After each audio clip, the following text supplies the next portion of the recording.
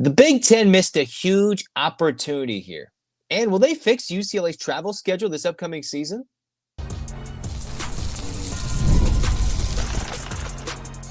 You are Locked On UCLA, your daily podcast on the UCLA Bruins. Part of the Locked On Podcast Network, your team every day.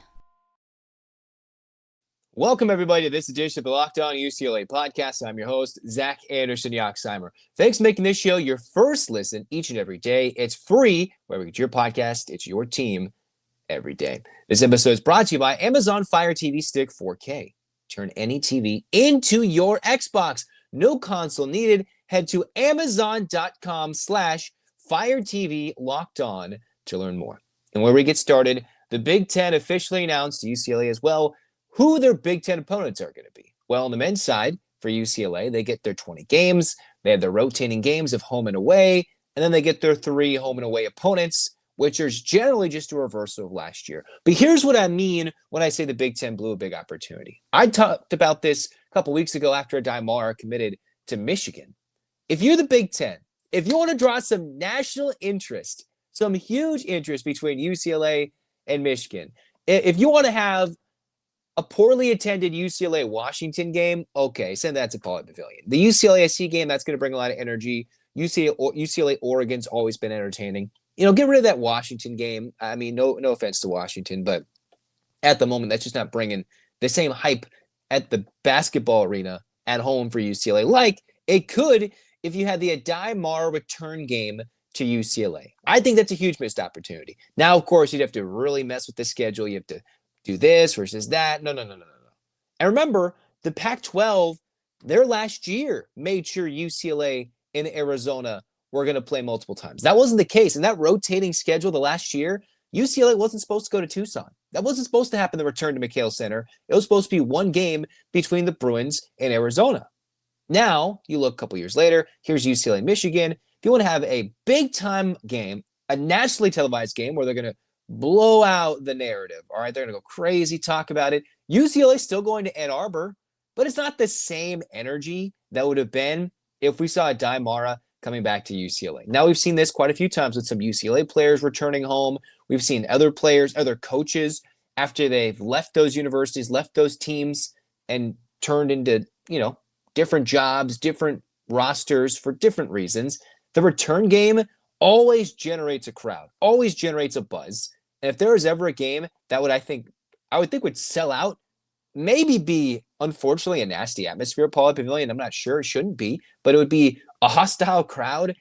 And what UCLA's crowds should be for every game, UCLA-Michigan at home in 2026 or late 2025 would be something that the Big Ten should have had on their radar. If they could, of course, they have these schedules made. These are all things. They already released it. There's no changing it. It was never going to change. But they could have ever been like, hey, guys, so would you want to schedule a game? Want to get rid of this game, right? Take one of Michigan's games, make Washington travel, have UCLA play Michigan, have them travel, see what happens. Now, the feasibility, the economics beyond just the game itself, that wouldn't make a lot of sense. So I know I'm sounding a little crazy, but that would be a huge game that UCLA is just not going to get. So let's talk about what UCLA is going to have. As per usual, Oregon, USC, Washington, home and road. Those are your 6 games. And why UCLA finished near the top of the standings in the Big Ten? Because the Bruins went 6-0 in those games last year. They swept the Huskies. They swept the Trojans. They swept the Ducks. I don't think that would be the case this year. But last year, I thought Oregon coming off a glory run to the tournament from the Pac-12 tournament, getting to the NCAA tournament, USC with a coaching change, Washington with a similar thing. I thought that was a schedule that UCLA, was going to survive with and run with in order to get further up the Big Ten standings, which they did, tied for 4th or 4th seed in the Big Ten tournament by playing their West Coast brethren 6 total times. I'm not sure that's the case this year. USC will be better. I'm sure Eric Musselman will find a way to muster up a crowd at Galen Center, find a way to maybe steal one against Mick Cronin. Washington will do something funky, and Oregon, most likely with some returning pieces, will want to exact revenge on UCLA. But still, that's a schedule. That's a home and home. UCLA, when they don't travel, has to do as good as possible. They have to perform. Then their home schedule looks like this. Illinois, It was a hostile atmosphere last year in Champaign. The Bruins need to return the favor to Illinois. Indiana, you think about iconic names. You go to all the iconic coaches between the two schools, the connections, UCLA at home. Not having to travel to Maryland is maybe more important than what Maryland's bringing with Buzz Williams, the new coaching staff after Kevin Willard left with Derek Queen gone. You've got Maryland coming here, Nebraska coming here, Northwestern, Rutgers. And if you look at the latest in bracketology, the latest in rankings, Purdue is either number 1, number 2, number 3 overall team in the country, and UCLA is hosting them.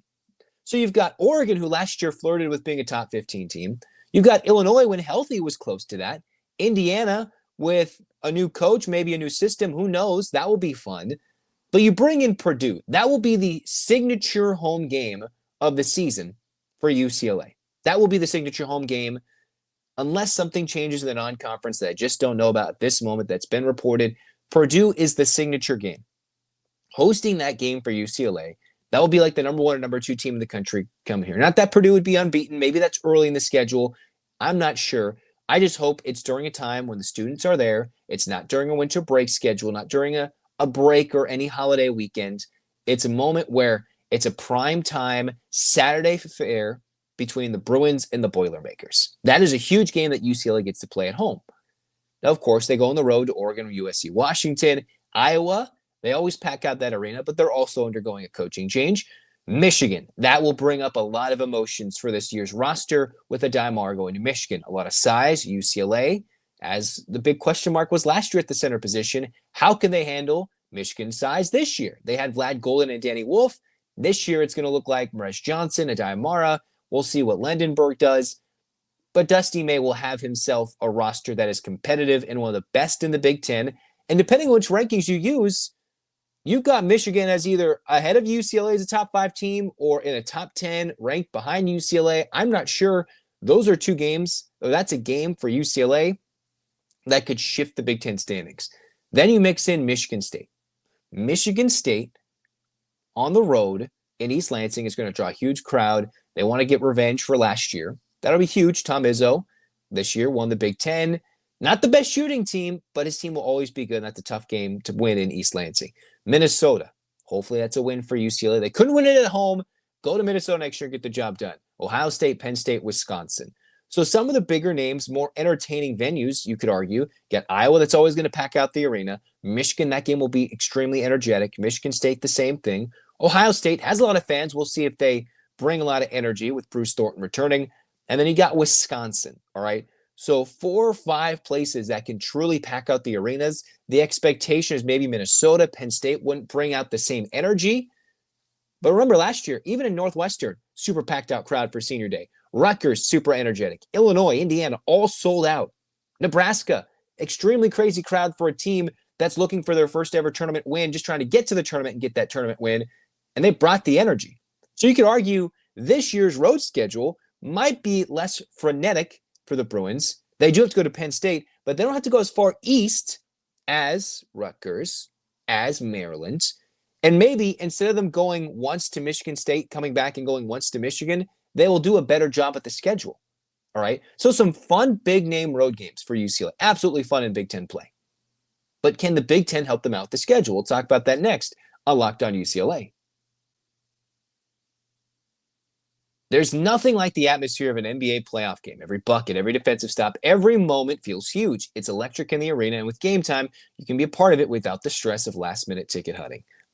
Game Time? What are they going to do? Well, they make it fast and easy to get those playoff tickets, even when demand is sky high. Prices on the app actually go down as tip-off gets closer. Their last-minute deals can save you up to 60%. You can take the guesswork out of buying tickets with Game Time. Download the Game Time app, get to those playoff games, and create an account. Use the code LOCKEDONCollege for $20 off your first purchase. Terms apply. Again, create an account. Use the code LOCKEDONCollege, LOCKEDONCOLLEGE, LOCKEDONCollege for $20 off. Download Game Time today. Last-minute tickets, lowest price guaranteed. All right, continuing on with this Big Ten schedule for UCLA men's basketball. Obviously, we haven't seen what the dates look like. They probably won't release that until closer to the season. So we have to wait till probably September, another 4 or 5 months before we can start booking trips, start planning out the schedule.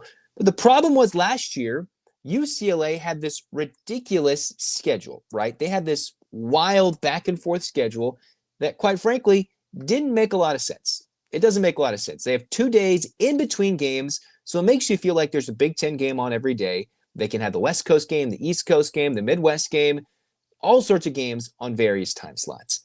This is what the schedule was last year. They had Washington and Oregon, the early 2 one-offs for UCLA, hosting Washington, going to Oregon, which was actually a big-name game for the Bruins in early December. And I would assume if they're going to do something similar to last year, UCLA will host Oregon and play at Washington, and they'll save the USC games for later in the season. That would make a lot of sense. Now, what they did last year was, all right, after New Year's, we're going to start Big Ten play. The Bruins start off against Nebraska. They went on the road to Nebraska, hosted Michigan, and then went to Maryland and Rutgers. In what world does that make any sense? Like, if you have the New Year's break, especially when you have that baked-in holiday weekend, why not just make it an extended trip? All right, you can see even Ben Bolch of the LA Times was crying about it. Everybody's crying about it. I'm crying about it. The back and forth. Let's go to Nebraska. Let's come back. Let's go for 2 all the way across the country, and then let's come back, play a home game, couple of home games, go on the road for 2, host 3, go to Illinois, Indiana, come back, go to Purdue, Northwestern, come back, go play the Big Ten tournament in Indianapolis, come back, go to Lexington, Kentucky for the NCAA tournament, come back, right? That's how crazy the schedule was. Now, the Bruins, remember, they had to go to New York in mid to late December at Madison Square Garden to take on North Carolina in that CBS Sports Classic. Still waiting what that final schedule looks like at the moment. This year, you mix in those opponents. The furthest east, arguably, you're going to go to Penn State, mix in an Ohio State, a couple of Michigans, right? You're going more Midwest, other than Penn State, more Midwest this year than you are going to the East Coast. In the New York, in the neutral site game against North Carolina, you're not going to have to go to Maryland or Rutgers after traveling to Nebraska, coming back and then turning. That's when UCLA started to get sick. That's when they were hurt. Eric Daly Jr. was hurt. He was a bit banged up, missed a game. The Bruins were beat up badly. And when did they play well? They played their best ball when they played a stretch of 6 games on the West Coast. 6-7 games. And they won all those games against a really good Wisconsin team, against a good Michigan State team. And that put them on the radar in the top 25 or just outside of it, where UCLA was a guaranteed NCAA tournament participant after they were flirting with the bubble for a moment. Then they were clearly in the field, even though it's debatable how underseeded or overseeded they might have been heading into the NCAA tournament. The hope is that maybe instead of going and having Michigan and Michigan State make 2 separate trips west like they did last year, and if they're going to do the same thing to UCLA, that would mean UCLA would have to go to Ann Arbor, fly back, then fly to East Lansing and back, if they use the same logic, the Big Ten with the scheduling, and then go to Michigan twice. There's no reason for UCLA to fly to Michigan twice. Now, these are not the dates. This has not been set with the travel schedule. This is who they're playing at home, who they're playing on the road. All they did was literally flip-flop last year while keeping the same 3 teams for UCLA as their home-and-home opponents, Oregon, USC, Washington. Again, you look, Michigan, Michigan State, 2 separate trips, one in early January, one in February, to come play the Bruins in Big Ten play, which is scary that they might do the same thing to UCLA and or USC. Instead of having both schools, like we saw in the Pac-12, go fly out and stay there for 4 to 5 days. One plays one school, the other plays the other school, then they flip-flop and be travel partners. No, that's not how it works in this 18-team Big Ten. All right, they have to spend all this money on travel. They have to spend all this money on the student-athlete welfare, in addition to paying the kids and the coaches and the training staffs and all the extra funds they have to funnel into the NIL collective and everything. It's crazy. But the Big Ten could do, make it simple. You would think all UCLA would have to do is just go to Michigan, go to Michigan State. Heck, if we're even getting crazy, throwing in Iowa State in there, I don't know. Or maybe you go not Iowa State, but throwing in Iowa State and then go with Michigan, Michigan State. Go to Iowa, Michigan, Michigan State, make that early. 3-game trip. I think Mick Cronin would be happy with that. Then you've got 4 opponents after that. You have 1 3-game road trip and 2 sets of road trips after that, all right? And then you stay on your West Coast trip. So you mix in 1 3-game road trip, a 2-game road trip, and another 2-game road trip, and then I think UCLA would be happy if you take away their West Coast road games. But the Bruins have to do a lot better winning games outside the Pacific time zone, away from the West Coast, if they're going to compete in the Big Ten for years to come. Because as much as they can limit travel in November, December, the team has to be ready, has to be a lot more prepared in this upcoming season, which I think Mick Cronin will be, to travel much further against tough teams in rowdier atmospheres. Less travel, I would hope, and I think, even though we don't have the full non-conference slate in front of us, then I hope UCLA can perform even better, get to a top 3 in the Big Ten, be a top 4 team in the country like John Rothstein of CBS Sports expects. But you have to perform on the road. You just have to. And the Big Ten's got to do them a favor. 1 3-game road trip, get it early out of the way during their winter break. And then, hey, by the way, 2 easy road trips. We can get to Minnesota in the blink of an eye. We can get to Iowa. Don't make it tougher than it needs to be. Let's not be dumb here when we're making the schedule. Okay? Okay. Next, here's the big question. Is DeShaun Foster the worst coach in the Big Ten? Here's a better question. Can DeShaun Foster shake off the labels, the publicity that was put onto him from Big Ten Media Day and the optics around him and the current UCLA program from outside and with the national perspective? Can he shake that image? Let's talk about it next on Locked On UCLA. The NBA playoffs they're basically here, right? They're right through. The first round's almost done. They're making their way into the second round. Whatever your allegiance lies, FanDuel is giving new customers an incredible way to get in the action. With FanDuel, place your first $5 bet and you'll get $250 in bonus bets. Maybe you're picking your favorite team. You're like, let's go. Or picking against them. Ooh, spicy. Or you're just like, I need to dive into these player props, all incredibly easy with FanDuel. 3-pointers, steals, assists. FanDuel has so many ways to bet your favorite player props. Even after the game tips off, you can combine your live prop bets into a same-game parlay for a chance to win big. Don't miss out. Head to FanDuel.com and claim your $250 in bonus bets today.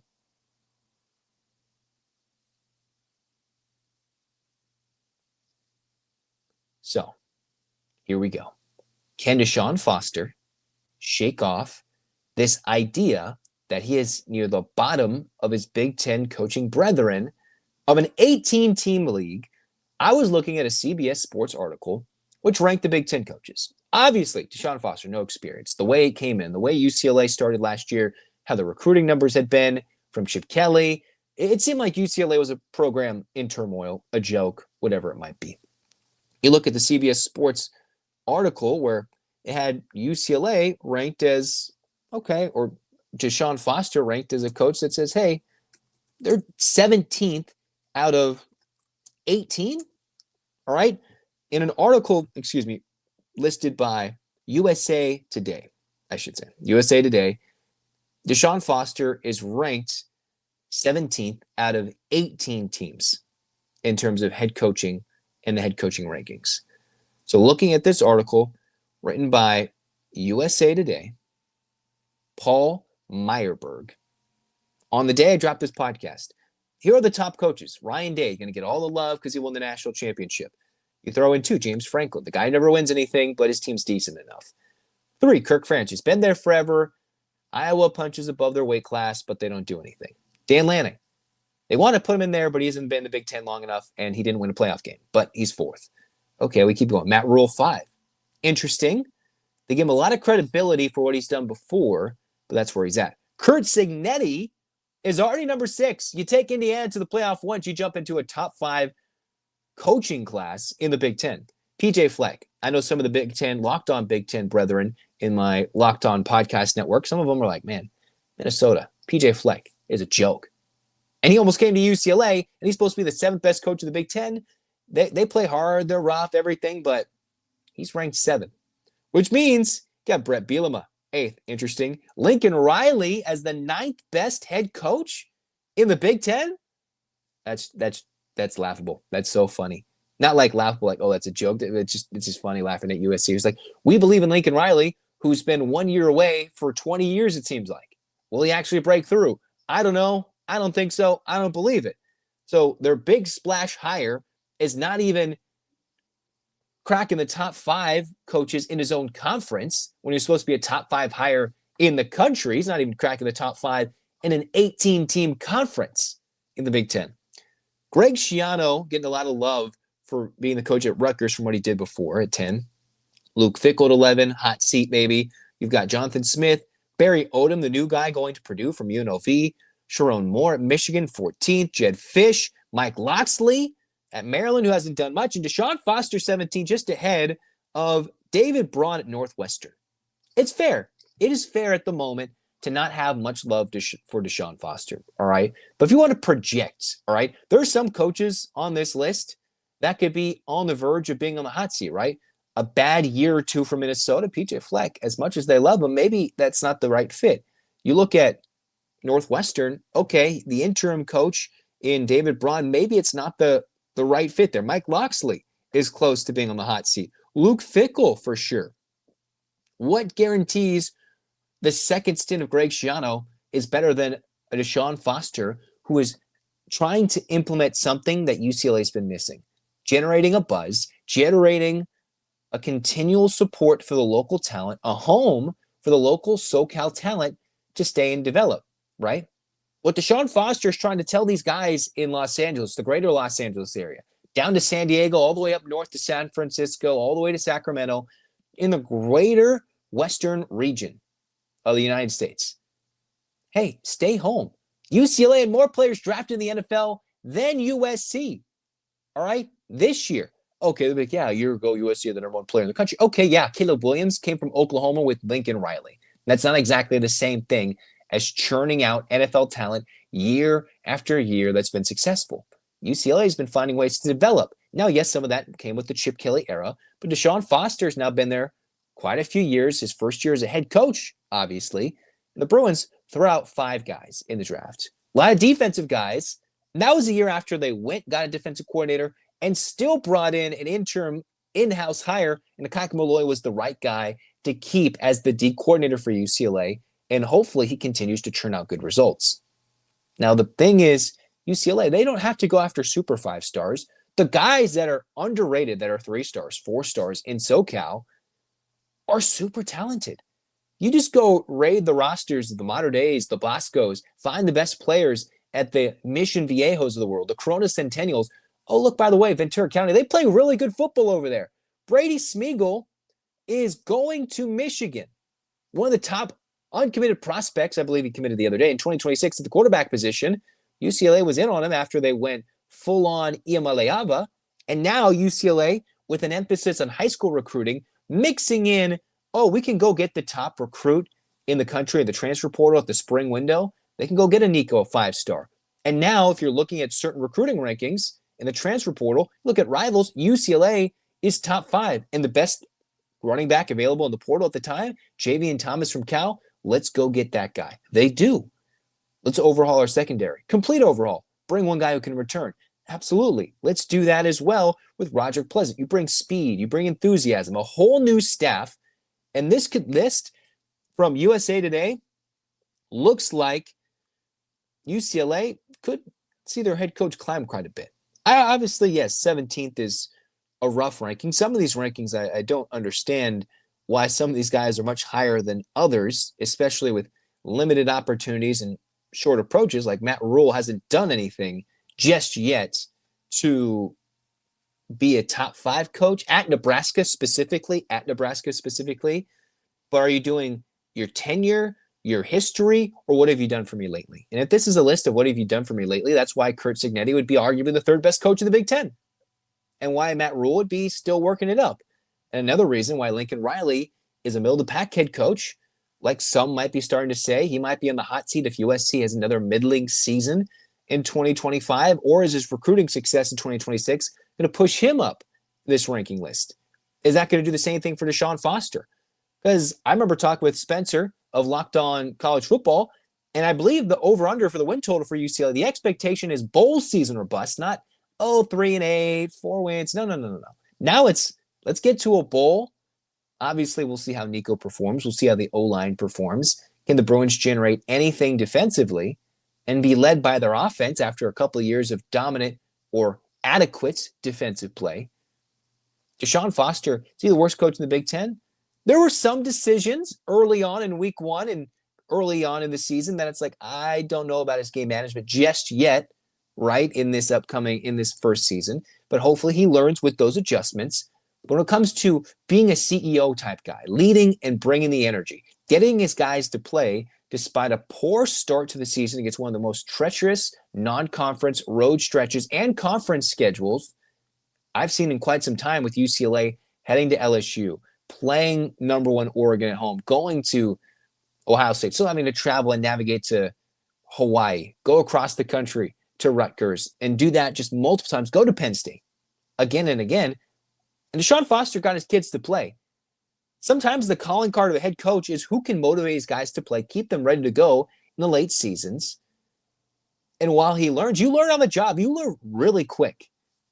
So hopefully DeShaun Foster can make that transition from year one to year two. Game management, if that takes another uptick in improvement, you bring in some talent. You bring in his own guys. Last year, there's still a lot of Chip Kelly guys in the program, in the coaching system. A lot more of his guys, a lot more of his philosophy with his buzz. We want to be talked about. The haters. Bring on the haters. We're bringing Nico. We're bringing his brother. We're bringing the Iamaleavas. We're bringing some buzz to week one when they're going to play Utah in late August to the Rose Bowl. It'll be toasty. It'll be spicy. The weather outside in Pasadena will be, and so will be the eyes on UCLA's new quarterback and what UCLA is going to do with DeShaun Foster. Did they make the wrong move in hiring this guy and bringing in Nico, all these things, or is it all something that UCLA needed, a complete pivot away from the Chip Kelly ways? That I don't care, I just want to coach football. DeShaun Foster's like, no, we're in LA, we're in Westwood, we're playing in the Rose Bowl, for goodness sakes. And I think that approach, his actions more than his words at Big Ten Media Day, will speak louder, and hopefully that's what the Bruins do in the gridiron this year. Is he the worst coach in the Big Ten? He has nothing on his resume yet that's proven that he can work up there yet. But I think this is a year we can start to say, wow, DeShaun Foster, he went from that team in that situation, and they've got a winning season, near a bowl season, and a winning season potentially in year two. That's got to be one of the better coaching jobs in all of college football with what he was dealt with. A late departure from Chip Kelly in the 2024 year, having to scramble to get players for this year, next year, and then rework everything with the portal and NIL and still getting the support.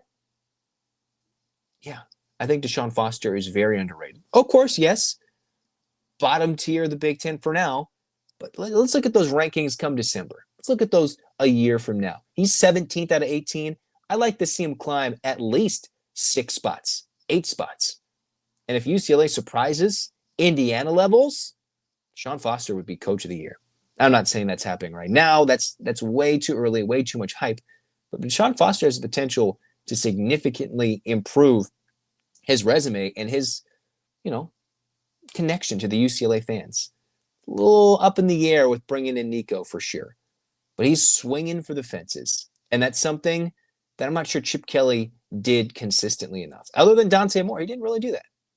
DeShaun's like, no. We got this, and we're going to make it happen. And hopefully they do, which is why you should be here Locked On UCLA. Tell me your thoughts. Tell me what you think. Any other commitments, anything else, we will talk about it here in Locked On UCLA. So get your hands up, Bruins fans. 8 clap time, baby. And 1, 2, 3, 4, 5, 6, 7, 8. UCLA. UCLA. Fight. This has been Locked On UCLA. Like, comment, subscribe, download. Thanks for your support. Zach signing off. Go Bruins.